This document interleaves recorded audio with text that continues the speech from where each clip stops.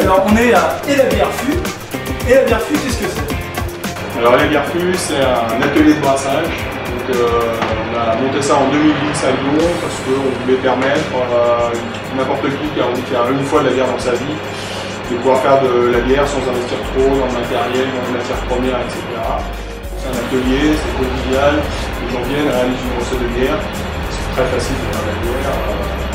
Et donc en même temps qu'ils font leur recette, on les guide, on leur explique un peu l'importance des matières premières, ce que vont apporter les différents ingrédients. Et puis en général, après ça finit dans une discussion, les gens viennent avec leurs curiosités, leurs questions, tout ce qu'on a toujours voulu savoir sur la bière sans jamais oser le demander, normalement on doit le trouver ici.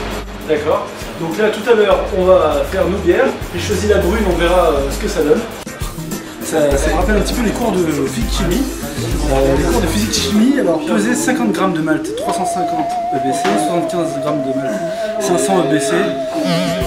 Vraiment, moi je connais rien, on va voir. Donc je vais prendre 50 g de malt, 350 EBC. Alors je prends le distributeur, voilà.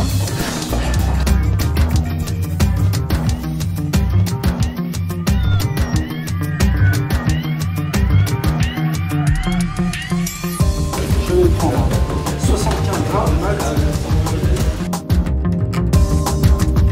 Reste 50 g de malt, 800 EBC. Ah, il y a un petit peu du noir.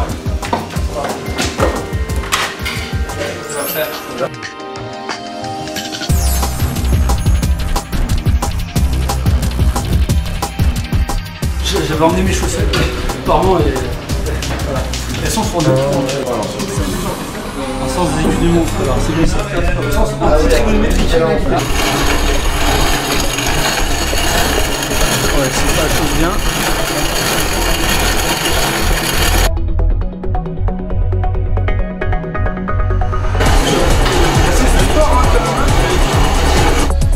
Tout à fait.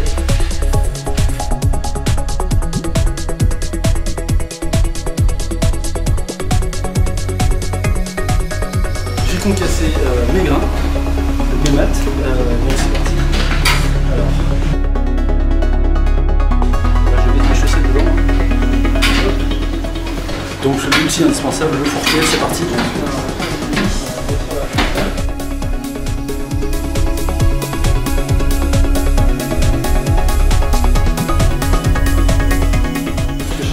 Donc il y a un chausse-pied. C'est parti. En bus, c'est celui-là. Pardon.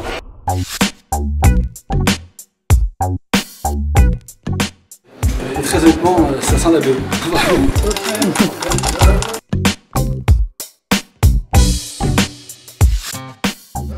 Bon. Alors là, je continue à jouer au petit chimiste, hein, même s'il est super chaud. Alors j'ai mis mes 10 g de houblon et là je mets du clarifiant, donc 4 g comme c'est indiqué. Donc si je fume ma recette, je dois mettre 150 g de sucre en 10 bras.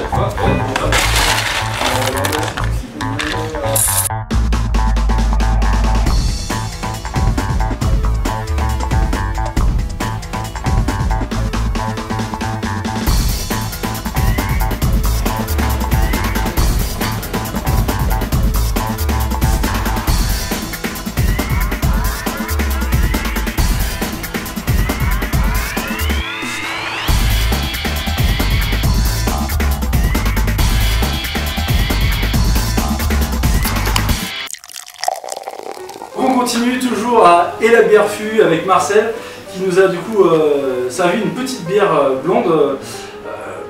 C'est une bière que vous avez fait ici alors du coup.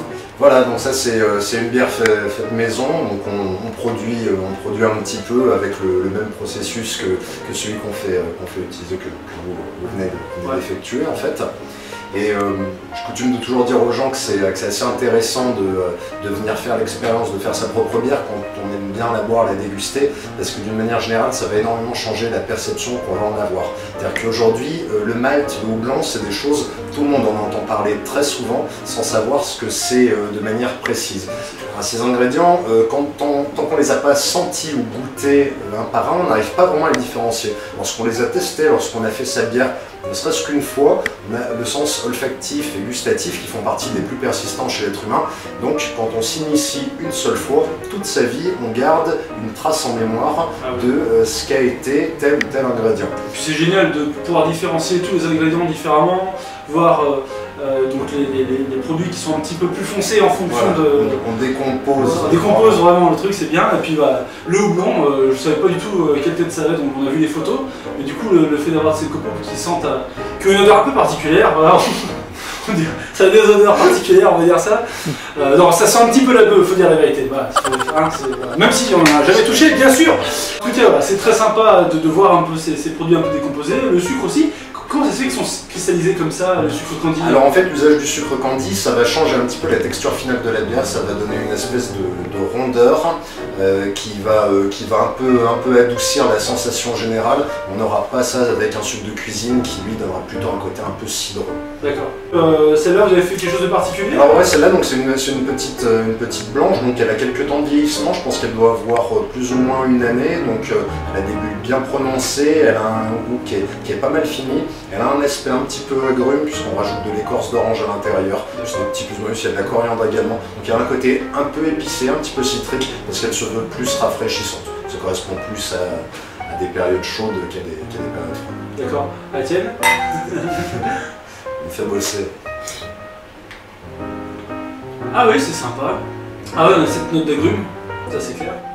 En tout cas, c'est très rafraîchissant parce que tu nous as fait travailler tout à l'heure. Parce qu'en plus, il y a les cuves qui sont à un moment de 95 degrés. Ouais, on monte à 95 degrés, on s'arrête juste en dessous de l'ébullition. C'est pour pouvoir faire infuser les houblons qui sont une plante. Il faut pouvoir extraire des substances qui se trouvent dans les résines et on a besoin de chauffer de manière assez... Marcel, merci beaucoup. Merci Vincent. Merci, c'était vraiment super sympa. Et merci surtout de nous avoir fait partager toutes ces connaissances que tu as sur la bière. Et cette passion. Cette passion. Ouais. On sent que tu es vraiment passionné. Ouais. Nicolas, merci, c'était super sympa. Merci. Et puis on a fait une super dégustation. Vraiment, on a pris une dégustation des bières qu'on va faire. On attend 3 semaines maintenant pour savoir qu'est-ce que ça va donner. J'espère que je ne suis pas trompé. J'ai fait mon petit chimiste comme j'ai pu. J'ai suivi le truc à la lettre, j'espère que ça va bien se passer. Merci beaucoup, je vous conseille de venir ici et la bière fut. Je vous souhaite une très bonne journée sur busurlenet.com. Vous avez l'adresse qui s'affiche en bas. N'hésitez pas à aller voir aussi, vous avez une page Facebook. Oui, voilà. Donc il faut aller voir leur page Facebook et aller visiter cet endroit, c'est super génial. Je vous retrouve à la prochaine. D'habitude je dis, et buvez du bon vin, buvez de la bonne bière, c'est ce qui est le plus important. Merci. Merci. Et donc, l'outil. Comment ça s'appelle?